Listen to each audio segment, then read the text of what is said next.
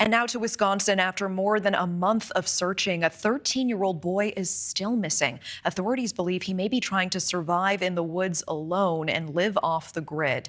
James Oblonsky left home on June 12th in the family's van, taking a gun and two survivalist manuals with him.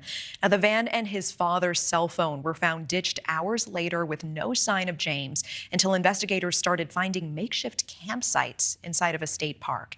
Well, it has now been weeks since any new sightings or leads.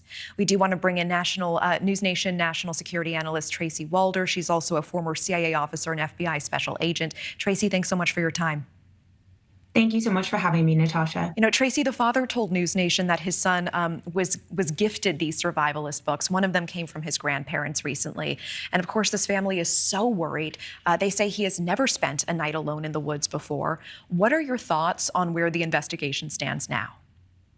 So I have a couple thoughts. I'm assuming that the leads have dried up at this point. It's been about 6 weeks, and we don't have any reports of them finding these sort of abandoned makeshift campsites that they were stumbling upon earlier on in the investigation. I think another thing that this investigation is very much hampered by is the fact that this topography and the forest is very, very dense, which makes an overhead search using drones, things of that nature, thermal imaging, very, very difficult. Typically, those are brought in so that you can make a search quicker and more effective. And in this case, they are most likely completely relying on ground searches, which is going to take some time. And I want to talk about this abandoned campsite now some time ago. The father says that the son left supplies and clothing there, also mentioning that police dogs circled the camp. They stayed there and they never branched out into the woods following a trail. From your knowledge as an investigator, what do you infer from this? You know, and that's a great question, and that's a very interesting point because typically dogs would be used in a case like this when you really can't bring in drones and aerial footage of things of that nature. And so in this case where the dog sniffed around and then most likely sat because they didn't see or they didn't smell anything, they didn't smell a scent, tells me he left all of his clothing probably there, changed into completely different clothing, and then continued on, which is what's going to make this incredibly difficult. Yeah, the father did speak with NewsNation just recently. Let's take a quick listen to that together. Why did James leave, Bill? Did you have any indication that he was planning to do this? Absolutely not. Not whatsoever. In fact, Sunday that day, it was real cold. We were going to go out on the boat, go fishing. It was too cold to go. So we sat there and watched movies all day. There was absolutely no evidence whatsoever. He's a good, loving, caring kid. I don't think he's a danger to anybody, including himself. He's just a loving, caring kid. We don't know why he did this.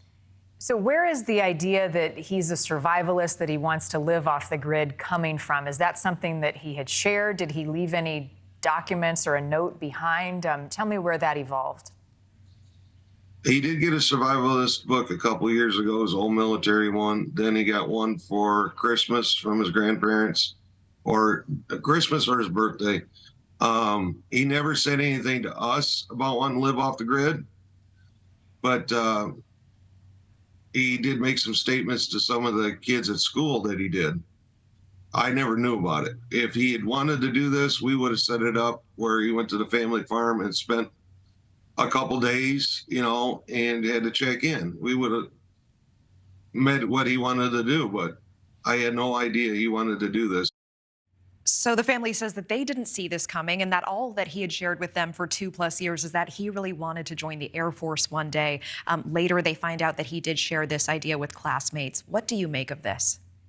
You know, it's interesting. I think a lot of times we have these ideas in our head, particularly when we're 13 years old, and then we put them into practice, and it doesn't bode well for us. If he is someone that was interested in joining the military, a critical part of that and training that I had in the CIA is land navigation, and the ability to trek across large swaths of land and live off of that land on your own with nothing but a compass. But the issue is this is going on 6 weeks now. And physically, perhaps maybe this is something he could do because the weather is working in his favor right now. However, there is a mental component of that isolation as well that I am not certain that his brain is fully developed to be able to grasp. And so a lot of times we see these things on TV, particularly young ones, and we have these ideas that they're going to go and end well, just like we saw on TV. And I think something like that could be the case here. Thank you for watching. Go to newsnationnow.com to find News Nation on your television provider. And don't forget to click the red subscribe button below to get more of News Nation's fact-driven, unbiased coverage.